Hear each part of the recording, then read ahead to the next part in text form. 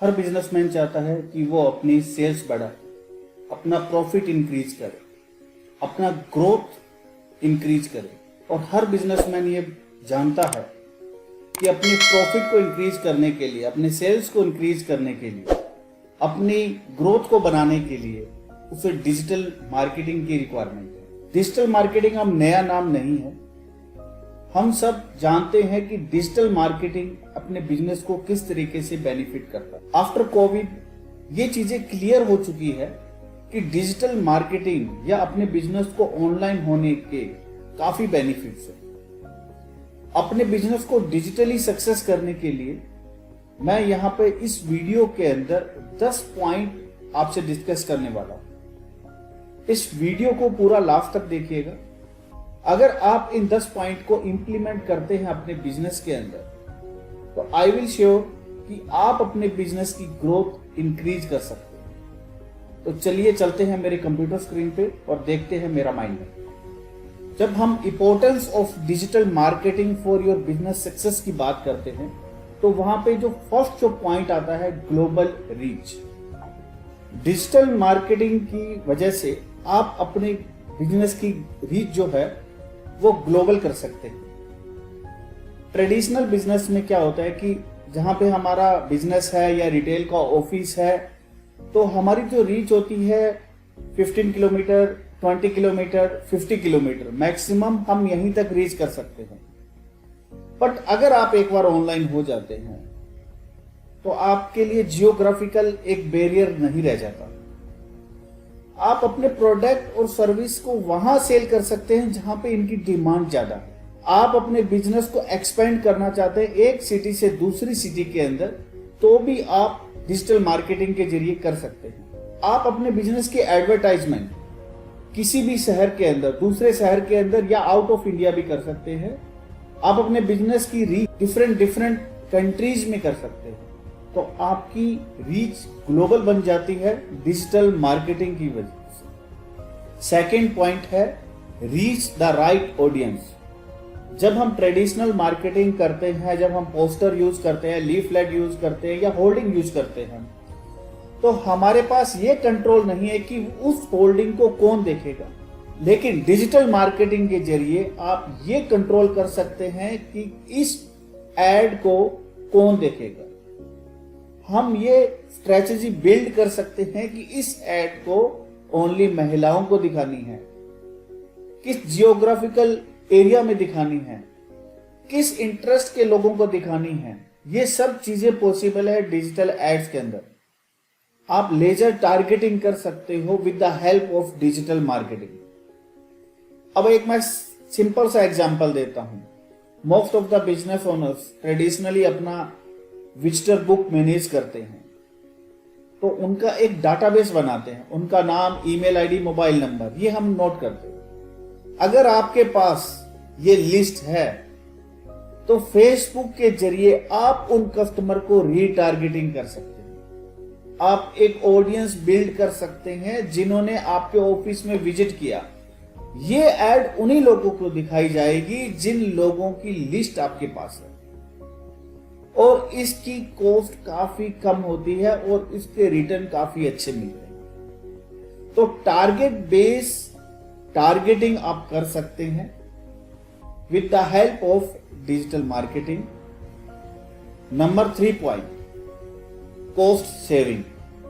You can't imagine कि आप अपनी एड का minimum budget of 100 to 200 rupees से स्टार्ट कर सकते हो। अपने एक होल्डिंग लगाते हैं तो उस होल्डिंग्स के अंदर कम से कम अपना जो बजट लगता है वो 12, 15 या 20 हजार रुपए लगता है। But in the digital ad आपको इतना पैसा लगाने की जरूरत नहीं, और अब बहुत ही आसानी से आप अपनी एडवर्टाइजमेंट चेंज कर सकते हैं। मल्टीपल चैनल्स के ऊपर आप ऐड कर सकते हैं। आपने इंस्टाग्राम पे ऐड करना है, इंस्टाग्राम पे कीजिए। आपको यूट्यूब पे ऐड करना है, आप यूट्यूब पे कीजिए। आपको फेसबुक पे ऐड करना है, आप फेसबुक पे कीजिए। आप एक रियल एस्टेट ब्रोकर है, आपको हाई वर्थ क्लाइंट चाहिए, तो आप लिंक्डइन के ऊपर ऐड कीजिए। तो डिफरेंट चैनल्स के ऊपर आप अपना एडवर्टाइजमेंट कर सकते हैं। इजीली आप बैनर चेंज कर सकते हैं। अगर इस तरीके का होर्डिंग लगा हो और उसमें अगर आपको बैनर चेंज करना हो तो आपको फिर से एक बड़ी अमाउंट पे करना पड़ेगा।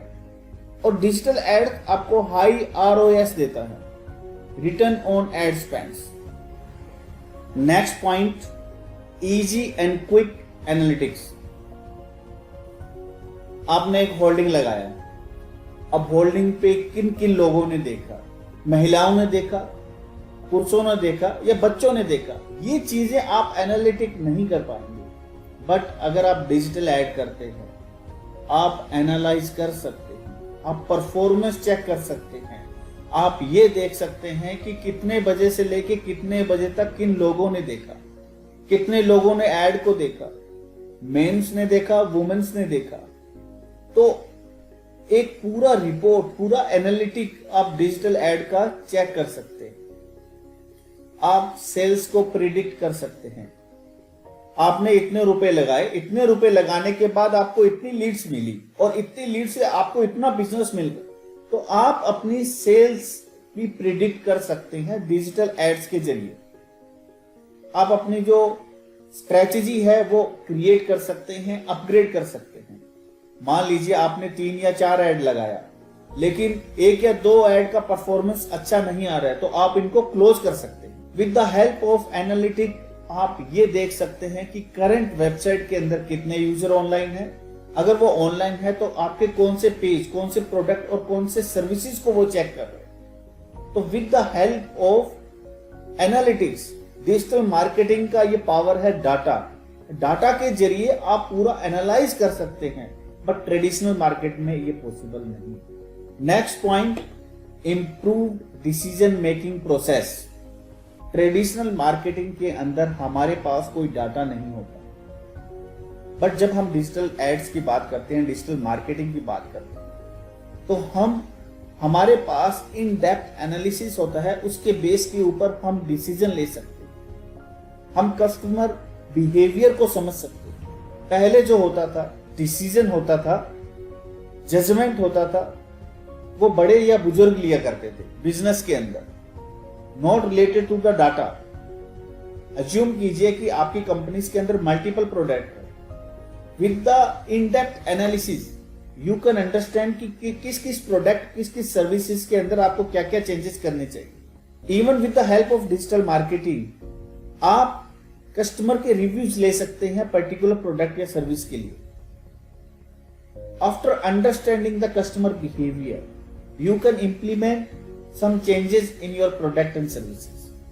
आप उनके अंदर अपने कस्टमर की रिक्वायरमेंट्स के अकॉर्डिंग, उनके बिहेवियर के अकॉर्डिंग चेंज कर सकते हैं। It is totally based on the data. Digital marketing से आपकी डिसीजन मेकिंग प्रोसेस भी इंप्रूव होती है। जो डिसीजन पहले आप विदाउट एनी इंफॉर्मेशन लेते थे, वो अब चेंज हो चुका है। आप डिसीजन ले सकते हैं अपने डाटा के अकॉर्डिंग। नेक्स्ट पॉइंट है no shutter down, 24/365 days online. एक रिटेल बिजनेसमैन सुबह 9 बजे दुकान ओपन करेगा और रात को 9 बजे अपनी दुकान क्लोज करेगा। जब सीजन होता है, जब फेस्टिवल्स होते हैं, या कोई आपके पास मान लीजिए कुछ इस तरीके के ग्राहक आते हैं, क्लाइंट्स आते हैं, बट ऑन दैट टाइम आप अपनी शॉप को ओपन नहीं कर सकते, आपकी काफी लिमिटेशंस है। मैन डिपेंडेंसी बिजनेस रहेगा, टाइम डिपेंडेंसी बिजनेस रहेगा। बट अगर आप डिजिटल बिजनेस शुरू कर लेते हैं, अपने बिजनेस को डिजिटल कर देते हैं, तो आपका ऑनलाइन बिजनेस मैन डिपेंडेंसी नहीं रहेगा, आपका बिजनेस टाइम डिपेंडेंसी भी नहीं रहेगा, और आप अपने बिजनेस को सेल्स इंक्रीज कर पाएंगे। जब आपका बिजनेस एक बार ऑनलाइन हो जाता है, कि हो सकता है कि आप रात में सो रहे हो, आपका वेबसाइट आपके लिए काम कर रहा है, आपके कस्टमर, आपके क्लाइंट या आपके ऑडियंस आपकी वेबसाइट को विजिट करेंगे, वहां पे आपके प्रोडक्ट या सर्विसेज को देख पाएंगे, और वहां से अगर उनको अच्छा लग रहा है तो वो कभी भी 24/365 डेज वो वहां से परचेज कर सकते हैं। तो आपकी शॉप 24/365 डेज ओपन हो जाती है। नो मैटर आप जाग रहे हैं या सो रहे हैं, इससे कोई फर्क नहीं पड़ेगा। नेक्स्ट पॉइंट है ऑटोमेशन। ऑटोमेशन क्या है? ट्रेडिशनल बिजनेस में हमें हमारे काम या तो हमें खुद करने होंगे या हमारे स्टाफ हमारे लिए करे। डिजिटल मार्केटिंग के जरिए आप अपने जो टास्क है, आपने जो वर्क है, वो डेलीगेट कर सकते हैं सिस्टम को। सिस्टम आपके लिए काम करेगा। एक सिंपल सा एग्जांपल मैं देता हूं।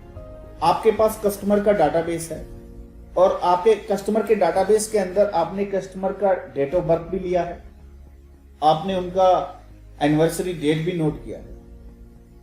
अब आपका एक रिस्पॉन्सिबिलिटी बनता है कि जिस कस्टमर का आज बर्थडे है आप उसको विश करें और साथ में आप कुछ ऑफर या डिस्काउंट दे सकते। इसी वर्क को आप ऑटोमेट कर सकते हैं with the help of digital marketing.